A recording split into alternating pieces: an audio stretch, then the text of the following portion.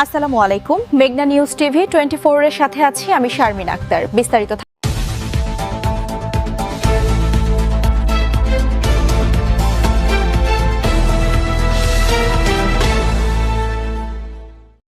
সালের শেষ জুনে আমাদের ওই প্রকল্পের মেয়াদ শেষ হয়ে যায় এবং ওই প্রকল্পটা 2025 সালের জুলাইতে ওইটা আবার একনিক সভার মাধ্যমে অনুমোদিত হয়। তো ওই প্রকল্পে এখন বর্তমানে আউটসোর্সিংয়ের মাধ্যমে আমাদের পুরাতন জনবলকে বাদ দিয়ে নতুন করে জনবল আউটসোর্সিংয়ের মাধ্যমে নিয়োগ দিবে। তো আমরা চাই আমরা পুরাতন যে সকল জনবল ওই প্রকল্পে কর্মরত ছিলাম তাদেরকে যেন এই প্রকল্পে এখন এই দ্বিতীয় পর্যায়ে বহাল রাখে। এই দাবি নিয়ে আমরা গত 15 দিন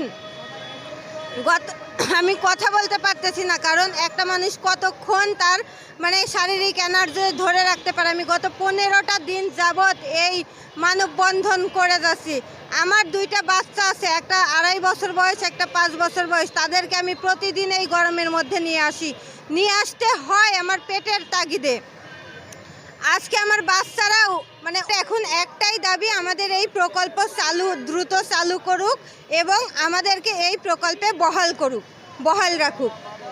সরকারের কাছে আমাদের এখন এই একটাই দাবি। আমরা এখন চাচ্ছি আমাদের যে 1301 জন পরিবার আমাদেরকে আবার নেওয়া হোক, নতুন করে নেওয়া হোক। সরকারের সাথে কি যোগাযোগ করছেন আপনারা? হ্যাঁ, আমরা মন্ত্রণালয়ে প্লাস মন্ত্রী পরিষদও যাওয়া হয়েছে। আমরা এখনো কোনো সুরা পাই নাই, সেজন্য আমরা প্রেস ক্লাবের সামনে মানববন্ধন করছি।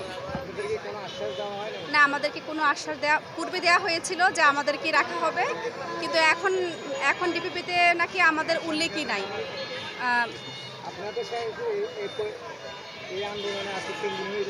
না, আমরা আজকে 15 দিন ধরে এখানে আছি। 15 দিন আমরা যোগাযোগ করছি, আমাদেরকে আসলে ওরকম কোনো আশ্বাস দেওয়া হয়নি যে আমাদেরকে নেওয়া হবে। যে আমরা যোগাযোগ করছি কি না, হ্যাঁ, আমরা অবশ্যই দপ্তরে ছিলাম, ওখানে প্রায় 12 দিনের মতো ছিলাম। তো পিডি মহোদয় আমাদেরকে প্রথমে বলেছিল, আশ্বাস দিয়েছিল। পরবর্তী সময় যখন মাঝখানে পয়লা বৈশাখে ছিল, তো বলছো যে আপনারা বুধবারে আসেন, আমরা চেষ্টা করব আপনাদের বিষয়ে সুপারিশ করার জন্য। কিন্তু যখন বুধবারে সচিবালয়ে যাওয়া হলো, তখন আমাদেরকে আমাদের মতো ট্রেনারদেরকে অপমান করে দিচ্ছে ইচ্ছা মতো, যে আপনাদেরকে আর নেওয়া হবে না। আইন অনুযায়ী আপনাদের যে আগে যে জব করছেন সেটাতেই ছিলেন, কিন্তু বর্তমানে এখন এটা আউটসোর্সিংই হবে, আপনাদেরকে আর নেওয়া হবে না।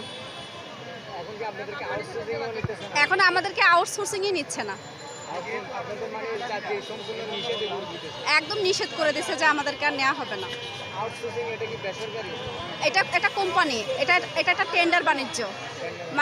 যদি টেন্ডার দিয়ে দেয় তখন তো ওদের কাছ থেকে অনেক টাকা পয়সা খেতে পারবে, আমাদের কাছ থেকে তো আর পারবে না। আর আমাদের সেই অ্যাবিলিটি নাই যে আমরা এত টাকা দিয়ে চাকরিতে ঢুকতে পারবো। এটা একটা কোম্পানি, 4টা লট পাইছে, 4টা কোম্পানি পাবে। ওই 4টা কোম্পানি যেভাবে টেন্ডারে আসবে ওইভাবেই ওরা টেন্ডার কিনবে কি আমাদের দপ্তর থেকে। আমরা এখানে অনশনে বসবো, আমাদের কিছু করার নেই, আমাদের বাড়ি ফেরার পথ নাই। এমনও অনেক পরিবার আছে যে ওরা অসহায় গরিব, হাজব্যান্ড নাই, না খেয়ে আছে, অনেক অনাদরের মধ্যে আছে। আমরা চাচ্ছি যে আমাদের 1301 জনকেই পুনরায় আবার বহাল করা হোক চাকরিতে। আমি কুমিল্লা থেকে, কুমিল্লা দেবিদ্বার আকলিম আক্তার।